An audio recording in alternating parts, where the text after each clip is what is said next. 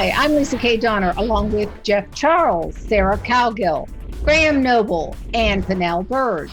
And this is the Conservative Five, Liberty Nation's online TV news program.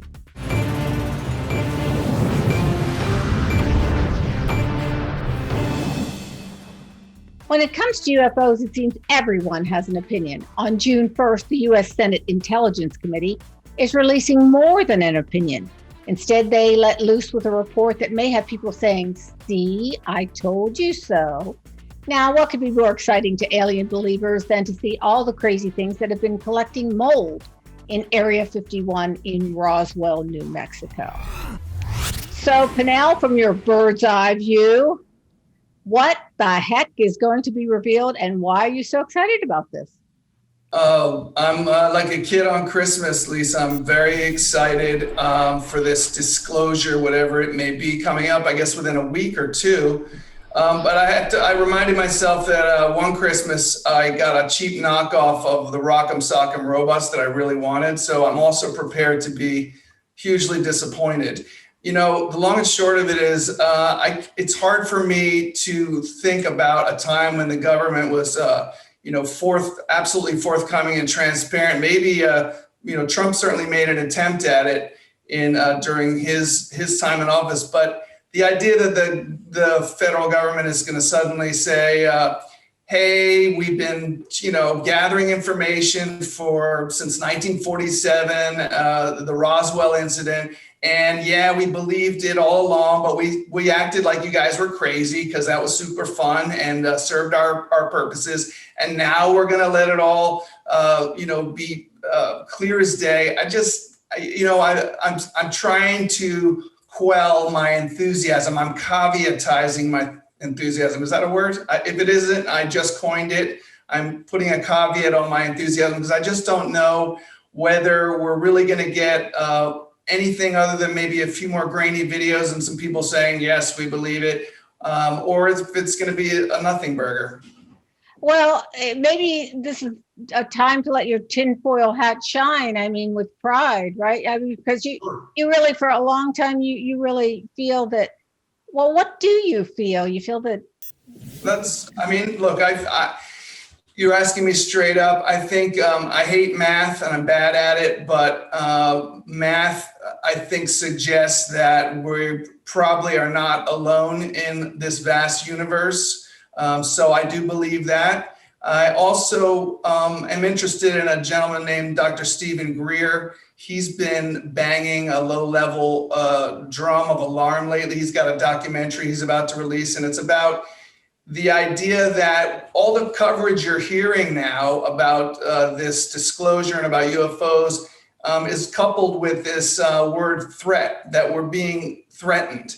And of course, that makes sense that if there's something either extraterrestrial or technologies that have not been revealed, that they would want to make it a threat, because as we know from the pandemic and from so many other instances post 9/11, fear is maximized by those in power to, continue their own control. So his idea is they're beating this drum. You'll see it everywhere. You see coverage of UFOs now, that they're threatening our airspace, and we have to be deeply concerned from a national security point of view. And I say, be aware of that and be cognizant that there's always agendas.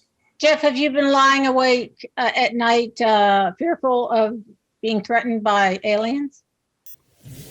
Well, I mean, to be fair, I'm always afraid of aliens. But I mean, we talk about the Roswell incident with the supposed spaceship that crashed. There have been documentaries made on this happening. This spaceship, they found a baby whose name was Kal-El. They raised him in Smallville, Kansas, and now he wears blue tights and a red cape, and he's Superman. It's great. So we already know that aliens exist because we've seen them. Everybody's seen E.T., right? Okay. That guy was a thing. Maybe these are all documentaries and not fictional stories. But I mean, to be serious, I mean, I do think it's very possible that there is intelligent life out there in the galaxy. And I believe that because we have so much issues. We have so much problems with finding intelligent life even here on Earth. So it does totally make sense that we're not the only ones here. And maybe the other life out in the galaxy, maybe they're a little bit smarter than we are. Sarah, somebody give an alternative opinion here. I'm kind of excited about it. I'm not a big conspiracy theorist when it comes to, life forms flying around like the Jetsons. Excuse me, I've never been that way, but I can tell you this.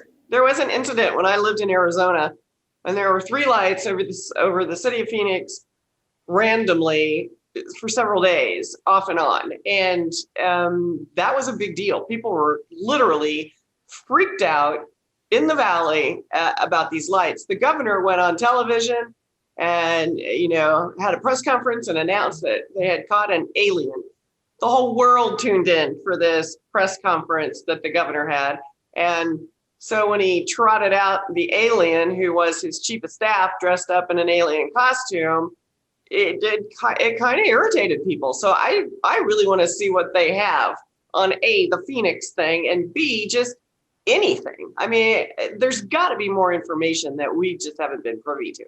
And by the way, Sarah, that's awesome. But the Phoenix Lights is incredible. When you see it documented, the photographs of it are amazing. And that governor, Fife Symington, I think his name was, he's now one of the leading advocates. He's part of a panel that includes people from the military, from all these high-ranking offices who all believe that this has been obfuscated and that it's real. So he mocked it at one side, and now he's an absolute believer. And you know what I want to say is now, just like you're seeing this the last 2 weeks with Wuhan, now the idea that there was a possible breach of the lab in Wuhan.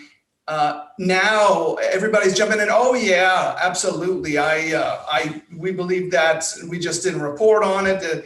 Everybody's jumping on because that seems to be the narrative that they can be comfortable with. They sort of look to the left, they look to the right. If everyone else is saying it, oh, I'm in on it too. So that's happening now with UFO disclosure. You're seeing the same thing. Oh, now it's safe to say. So we got a lot of very of people who are not brave and looking to the left and the right and waiting for the moment to say, oh yeah, okay, I believe that too. I think that's very cynical. So, well, let me just play devil's advocate here and say, I'm not jumping on your bandwagon. Mm-hmm. Whatever is flowing around, trust but verify. I mean, give me the goods. Show me what you got there. Right now, we have some lights spinning and some F-18 pilots going, woo, look at that thing. I don't see any aliens out there yet, Graham. Well, I think, and I'll be honest, my personal opinion is somewhere along the same lines as Pennell. I believe that it is virtually a mathematical impossibility that there is not other, not only just life in the galaxy, but almost certainly other intelligent life. I don't know. I'm very much open-minded about, when, if, and how often they visit us. But I certainly believe they're out there somewhere. But what's always intrigued me is the fact that as some movies have kind of like implied, the biggest threat that these, assuming that they are advanced enough to have mastered space travel, and they are actually kind of dropping by every now and again. I think it's intriguing that if it was ever to be revealed that we absolutely know there is another intelligent race out there, or more than one, that has actually been monitoring Earth, visiting Earth, flying by, whatever, if it was all confirmed 100% beyond a doubt, everyone came up and said, yes, they definitely exist, they're definitely up there, we know about it. It would change the entire world. It would change everything about our world. I think people don't realize it would. It would be a seismic shift in human history. But what I really want to know is, if they are there, could they please step up their abduction program And would they allow us to suggest some candidates for that program? Well, let me just go ahead, panel. No, I was just saying that's a great idea. We need a list of folks that would go. And you know what? If I was beamed up to the mothership, if I volunteered, I pledged to take my family, which Richard Dreyfuss didn't do in Close Encounters. He just ditched his family. What's up with that? I hope my wife hears this and my kids. I will take you with me if I go to the mothership. So. Well, I'm clearly in the minority in this panel, but let me just throw this out real quick. What makes us think that, okay, let's say there is life under the planets. Why are they so much more intelligent than we are? Why are they so much more advanced than we are? Why are they so brilliant and we're so stupid? I would say that's a fantastic question, Lisa, because of course, every time we see, any movie that's ever been made about aliens, or in terms of, let's put it this way, any movie that's ever been made about, aliens visiting Earth, they're always, just like everything is better about them, apart from the fact that maybe they don't look quite as good as me, but other than that, everything about them is more advanced. But I think it goes both ways. I think there's probably enough life forms out there in the universe that some of them may well be way ahead of us technology, and others of them may still be kind of crawling around in the swamp.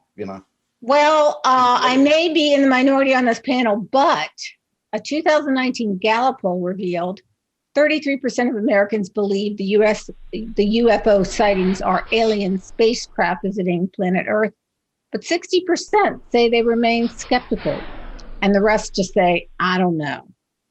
The report may provide some clarity or not. Thanks, panel.